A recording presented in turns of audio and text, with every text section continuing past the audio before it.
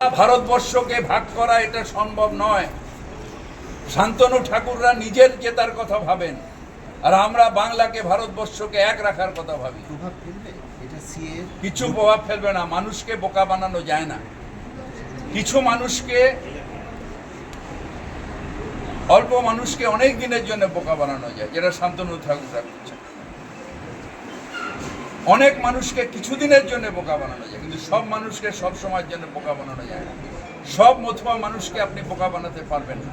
কিন্তু আপনার দলেরই অর্জুন সিং সিএ এর পক্ষে ভোট দিয়েছেন বলছেন, তিনি বলছেন এটা নাগরিকত্ব, এটা একটা সম্মান, অনেকটা সম্মান। এখন অর্জুন সিং এর ব্যাপার যা তার ঠিক নেই, আমি ওটা নিয়ে কোনো কথা বলবো না। কিন্তু আমাদের দল, আমাদের নেত্রী, আমাদের ভারতীয় যে আবেগ, বাঙালি হিসেবে আমার যে আবেগ, তাতে আমরা কখনোই সিএ কে সমর্থন করতে পারি না। সেটা ও বলতে পারবে, আমি বলতে পারবো না। আমার মাথার উপরে মমতা ব্যানার্জি ছিল, আছে, থাকবে। উনি কি দলে থাকছেন? আপনি তো আমি কি করে বলবো? আপনাকে ছেলে জন্ম দেওয়ার পরে কোথায় যায় ঠিক থাকে না তো বলবো। সিএএ এটা সংবিধান বিরোধী। তার কারণ ভারতবর্ষে আইন ছিল যারা অন্য দেশ থেকে আসবেন তাদের ভেরিফিকেশন করে নাগরিকত্ব দেওয়া হবে। যে কোনো ধর্মের মানুষ বিবাহ সূত্রে এদেশে এসেছেন। বাংলাদেশি মুসলমানদের অনেকেই বিবাহ সূত্রে এই দেশে এসে বসবাস করছেন। তাদের কি হবে? হিন্দু ধর্মে সিএএ লাগু করে সমস্যায় ফেলা হবে। আজকে যাদের ডিক্লারেশন চাইছে তাদের পরে ভারতীয় করা হবে। তাহলে এতদিন তারা যে ভোটটা দিয়ে এসেছিল তারা যদি অবৈধ হয় তাহলে তাদের ভোট অবৈধ। মতুয়া সম্প্রদায়ের যেসব প্রতিনিধিরা পার্লামেন্টে গেল, সংসদে গেল, তারা কি সব অবৈধ হয়ে গেল? নির্বাচনের আগে প্রতিবার বিজেপি কিছু না কিছু একটা করে। 15,000 টাকা ব্যাংকে, 2 লক্ষ চাকরি, আচ্ছে দিনের মিথ্যা আশ্বাস দেয়। এবার হলো সিএএ। এটা কোনোদিন বাস্তব হবে না। যেসব মতুয়া ভাইরা কালকে নেচেছে তারা কিসের জন্য নেচেছে তারা নিজেরাই জানে না। তারা নাচছে তার দ্বারা নিজেদের সম্প্রদায়কে বিপদে ফেলার জন্য। আমরা ভারতীয়, হিন্দু, মুসলমান, মতুয়া আমরা সবাই এদেশেই থাকবো। একটা সময় ছিল যখন বাংলাদেশ অবিচ্ছিন্ন ভারতের অংশ ছিল।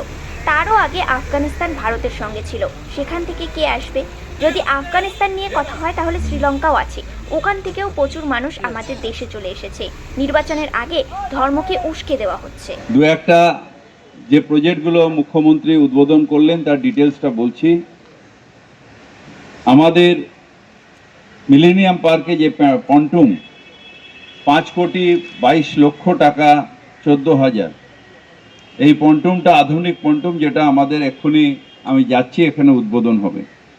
আর এখানে 30টা সিএনজি মিডি বাস, 30 সিটারের বাস, এইগুলো এখানে দাঁড়িয়ে আছে। এগুলো আমরা সিএনজি বাস কলকাতায় চলবে, পলিউশন কমবে, এই 30টা বাস উদ্বোধন করব। আর আমাদের মাইনরিটি ডেভেলপমেন্ট কর্পোরেশনের তরফ থেকে সবথেকে যেটা বড় অ্যানাউন্সমেন্ট আজকে মুখ্যমন্ত্রী ওখান থেকে করলেন, সেটা হলো যজ্ঞশ্রী। অর্থাৎ আমাদের যে এক্সিস্টিং স্টেট হজ টাওয়ার আছে, ওখানে আমাদের মাইনরিটি ফাইন্যান্স কর্পোরেশনের তরফ থেকে 2টো প্রোগ্রাম। একটা প্রোগ্রাম হচ্ছে আমাদের ওখানে আইএএস, আইপিএস এবং civil service for minority students. এটা খুব শিগগিরই মমতা ব্যানার্জি আজ করে দিলেন, এটা চালু হবে। 100 জন সেই সিভিল সার্ভিসের জন্য সিলেক্টেড হয়ে সেখানে এটা নেবে, কোচিং নেবে, এবং ইনশাল্লাহ 100 জনের মধ্যে 100 জন যদি সিভিল সার্ভিসে দেয় তাহলে মাইনরিটিরা একেবারে উপরে উঠে যাবে। দ্বিতীয় যেটা আরেকটা, বিকজ সেখানে সব মডার্ন মেয়েরা বসে আছে, মডার্নলি হলো নিফটের থ্রু দিয়ে, এনআইএফটি এর থ্রু দিয়ে ওখানে আমাদের West Bengal minority development finance corporation, তারা fashion technology, now we are all fashionable, we will, so এই নিফটের থ্রু দিয়ে আমাদের fashion technology, apparel design and fashion technology, clothing fashion technology, knitwear fashion technology, fashion clothing technology, এই যে 152 minority স্টুডেন্টকে এই technology দেওয়া হবে। তার মধ্যে দিয়ে when they pass out, many of the minority students, they will be having a brighter career in fashion technology. তখন তাদের সেই স্টুডেন্টদের একটা অটোগ্রাফ নেওয়ার জন্য আমাকেও লাইন দিয়ে দাঁড়াতে হবে যে প্লিজ একটা অটোগ্রাফ দিয়ে দিয়েছি।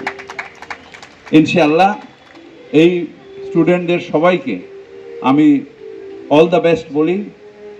আপনারা লড়াই করুন। আজ থেকে আমাদের রমজান শুরু হয়েছে। সবাই খুব কষ্ট করে এই রোদ্দুরের মধ্যে বসে আছেন। জল না খেলে আরও বেশি কষ্ট হয়, মাথা ধপধপ ধপধপ করে। আমরা সবাই এই কষ্ট সহ্য করে বসে আছি for seeing that what Mamata Banerjee has done for whole of Bengal. এবং ঠিক যে আমরা বাংলায় সবাই মিলে একসাথে থাকব, না কে আমাদের তা ভাগ করতে পারবে, না আমাদের এনআরসি ভাগ করতে পারবে, না ডিভাইড অ্যান্ড রুল ভাগ করতে পারবে। We are all together, Hindu Muslim Sikh Isai হাম সব হ্যায় ভাই ভাই, হাম সব হ্যায় বহন বহনদি। আমরা সবাই একসাথে থাকব এবং বলবো বাংলার মাটি, বাংলার জল, বাংলার বায়ু, বাংলার স্থল পূর্ণ হোক, পূর্ণ হোক, পূর্ণ হোক হে ভগবান। বাঙালির ঘরে যত ভাই বোন, Bengali means those who stay in Bengal are all Bengalis. I talk in Urdu, but I am a Bengali.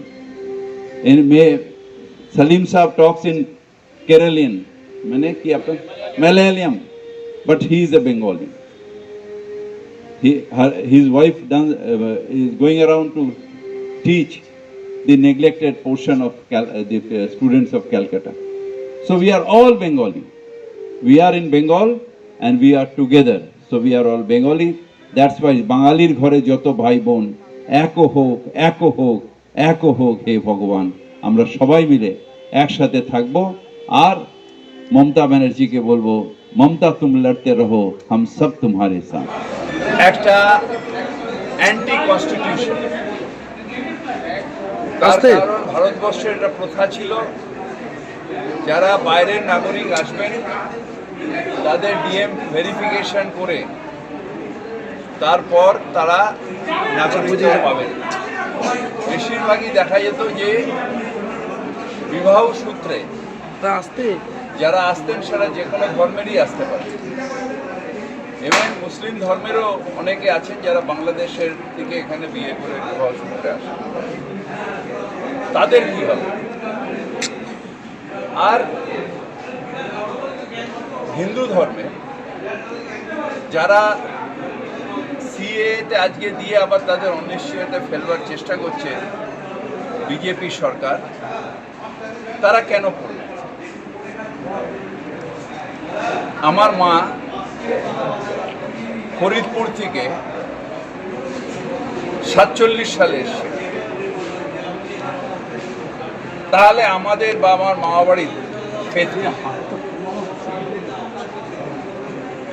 আমাদের বহু এরকম জানাশোনা আছে যারা ওই সময় থেকে নিয়ে আজ পর্যন্ত বহু জায়গায় সিএতে পড়বে না, তার কারণ তারা ভারতের নাগরিক। আজকে যাদের ডিক্লারেশন চাইছেন তারপরে তাদের ভারতীয় নাগরিক করবেন। তাহলে এতদিন তারা যে ভোটটা দিয়ে এসছে, তাদের যারা মতুয়া সম্প্রদায়ের মানুষ যারা পার্লামেন্টে গেছেন, অ্যাসেম্বলিতে গেছেন, তাহলে কি তারা বেআইনি হয়ে গেলেন? অর্থাৎ তাদের যে মেম্বারশিপ, তাদের যে ভোট আইন পাশ করার, সেইটা কি অগণতান্ত্রিক হয়ে গেল? সুতরাং এটা একটা ফার্স। ইলেকশনের আগে বিজেপি কিছু না কিছু করে, 15 লক্ষ টাকা আচ্ছে দিন আনে, 2 কোটি বেকার, সে তার সাথে সংযোজন হলো সিএ। এটা কখনো বাস্তবায়িত হবে না। তার কারণ ওখান থেকে অনেক এরকম হিন্দু সম্প্রদায়ের মানুষ এসছেন যারা এখানে জমি জমা আছে, যারা এখানে নাগরিক, যারা ভোট দিয়েছেন, যারা এখান থেকে ইলেক্টেড হয়ে গেছেন, তাদের বাতিল করা যায় না। তাদের নাগরিকত্ব যাই ধরুন আজকে যে সিএতে অ্যাপ্লাই করলো, তাহলে তার আগের ভোটগুলো যারা যেটা দিয়েছে, ইভেন 14 সালে মোদি সাহেবকে যে ভোটটা দিয়েছে সেটা তাহলে বাতিল হবে। তার যদি নাগরিকত্ব তখন না থাকে, নতুন করে নাগরিকত্ব নিতে হয়, তাহলে সেটা বাতিল হবে। তাহলে তো প্রধানমন্ত্রী পদ বা সেই যে এমপি সেটাও বাতিল হবে, কারণ এটা ফলস ভোটিং হয়ে গেছে। সেইগুলো হচ্ছে ইলেকশনের আগে কিছু কিছু মতুয়া ভাইকে কালকে যারা নেচেছেন বিজেপি অফিসে, তারা কিসের জন্য নাচছেন নিজেরাই জানেন না। তারা নাচছেন নিজেদের সম্প্রদায়কে বিপদে ফেলার নাচ। আমরা ভারতীয়, আমরা ভারতবর্ষে থাকব, মতুয়া, হিন্দু, মুসলমান সবাই আমরা ভারতবর্ষে থাকব। একটা সময় পুরো ভারতবর্ষটা এক ছিল, তাই সেখানে বাংলাদেশ থেকে নিয়ে সব আমাদের এক সময় ছিল। তারও আগে আফগানিস্তানও ভারতবর্ষের অঙ্গ ছিল। সেখান দিয়ে কে আসবে? তাহলে যদি আফগানিস্তান হয় তাহলে শ্রীলঙ্কা কেন নয়? শ্রীলঙ্কার থেকে প্রচুর এরকম হিন্দু ভাইয়েরা আছে যারা পালিয়ে চলে এসেছে, তারা কেন নয়? যদি তারা না হয় তাহলে নেপাল কেন নয়? ভুটান কেন নয়? কেন ধর্মের ভিত্তিতে ইলেকশনের আগে সুরসুরি? কেন ধর্ম অন্ধতায় ভারতবর্ষকে ঠেলে দেওয়া হচ্ছে? কেন ধর্মের ঊর্ধ্বে না দাঁড়িয়ে কেন আমরা বলতে পারবো না যে আমরা সবাই ভারতীয়, আমরা সবাই ভারতবর্ষের মানুষ, আমরা গর্বের সাথে জনগণ মন অধিনায়ক জয় হয়ে ভারত ভাগ্য বিধাতা, এটা কেন গর্বের সাথে বলতে পারবো? এটা আমি জানি না কি ব্যাপার, তবে অধীরবাবুর টেনশনে আছে, এটা আমি বুঝতে পারছি। আপনি তো দলে ওখানে দায়িত্বে রয়েছেন। আমি কোনো দায়িত্ব নেই। আপনারা দেখছেন নিউজ প্রাইম টাইমস। সঙ্গে থাকুন এবং দেখতে থাকুন নিউজ প্রাইম টাইমস।